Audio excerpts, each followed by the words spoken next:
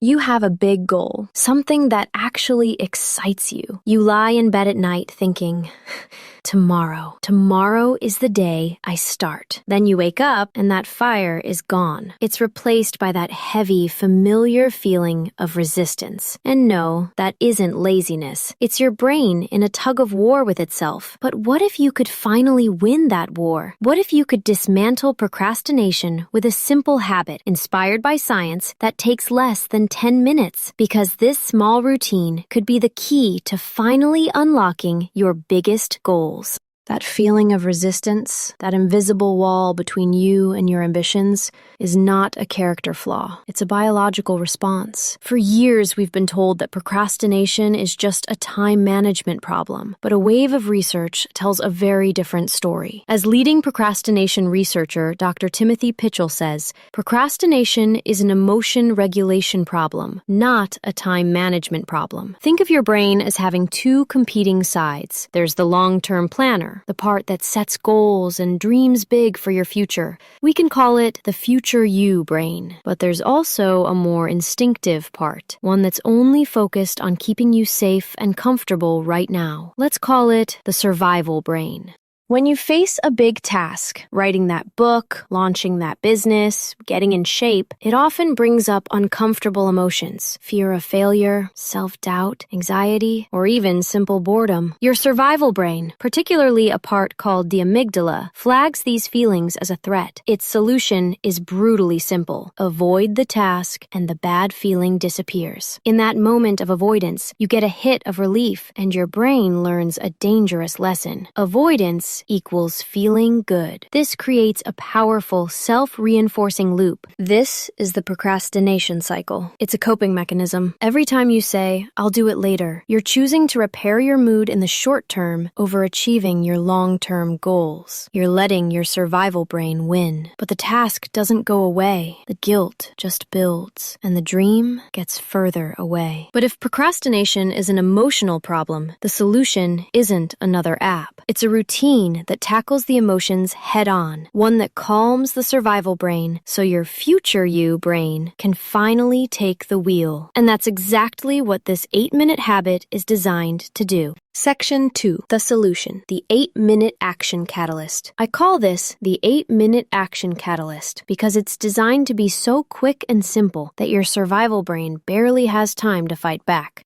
It has 4 timed steps. All you need is a pen and paper. Step 1, the feeling dump. The first 2 minutes are for dragging your fears out of the shadows and onto the page. Fear loves the abstract. In your head, it's a shapeless monster. On paper, it's just words. For 2 minutes, write down the answer to this question. What uncomfortable feelings or fears come up when I think about this task? Don't filter or judge, just write. Are you afraid of failing, of looking stupid, of not being good enough, of it being too hard? By writing these feelings down, you're performing a simple but powerful technique known as affect labeling. The act of naming your emotions shifts activity from the reactive, emotional parts of your brain to the logical, analytical parts. You turn a big, scary feeling into a list of manageable concerns. This alone lowers the emotional temperature. Step 2, the tiny step, minutes 3 to 4.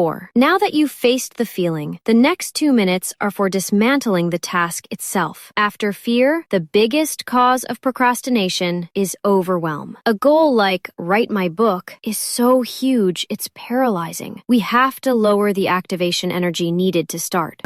For the next 2 minutes, answer this question. What is the smallest, most ridiculously simple first step I could take? I mean small. Not write chapter 1. More like open a new document and title it. Not clean the garage. More like throw away 1 piece of trash. If you want to start a YouTube channel, your tiny step isn't film a video. It's jot down 3 possible video ideas. This makes the task so non-threatening that your survival brain barely notices. Step 3, the action sprint. You've got your tiny, laughably simple action. Now, for the next 3 minutes, you're going to do it. Just that one thing. Set a timer and go. The magic here is twofold. First, anyone can do almost anything for just 3 minutes. There's no pressure to be perfect or to finish. The only goal is to start. Second, this leverages a psychological quirk known as the Zeigarnik effect. Our brains have a funny tendency to remember uncompleted tasks more than completed ones. When you start something, even for a minute, you open a mental loop. Your brain wants closure, creating a gentle pull to come back and finish what you started. Step 4, the reward moment. This last minute is crucial and often overlooked. Research from UC Santa Barbara highlights that pairing a task with a reward is a key part of the equation. Once your 3-minute timer goes off, you must give yourself an immediate reward. This doesn't have to be anything huge. It's about closing the loop with a moment of positive reinforcement. Take a deep breath and silently say, "I did it." Stand up and stretch. Take one satisfying sip of your coffee. The reward trains your brain to associate taking action, not avoidance, with feeling good. Section 3, the proof and the vision. This 8-minute routine seems almost too simple, but its power lies in repetition.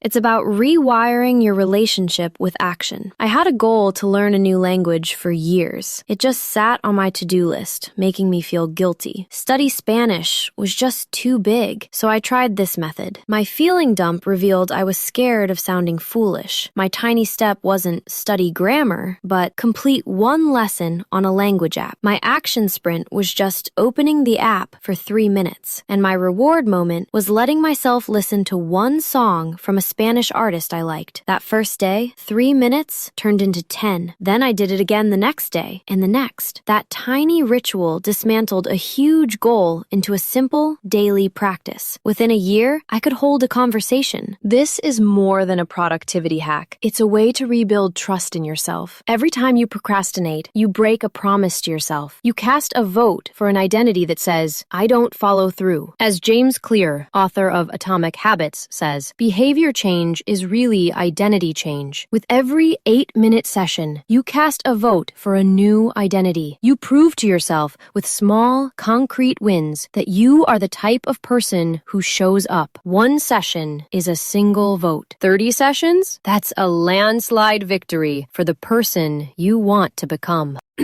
So, to recap the 8-minute action catalyst. Minutes 1 to 2, the feeling dump. Name the fears and feelings. Minutes 3 to 4, the tiny step. Define the smallest possible action. Minutes 5 to 7, the action sprint. Do that tiny action for just 3 minutes. Minute 8, the reward moment. Give yourself an immediate, small reward. That's it. 8 minutes to go from resistance to action. So here's my challenge to you. Don't just file this away as a neat idea. Try it. Pick one thing you've been putting off. Tomorrow morning, before your day gets complicated, invest just 8 minutes and see what happens. That tomorrow you've been waiting for, this is how you make it today. You don't need a huge wave of motivation. You just need 8 minutes. If this was helpful and you want more strategies like this to build a more intentional life, make sure to subscribe so you don't miss what's next. And I'd genuinely love to know, what's the one task you're going to use this on? Let me know in the comments. Sharing it is a powerful first step. Start small. Start now. Have a great day. Thanks for watching.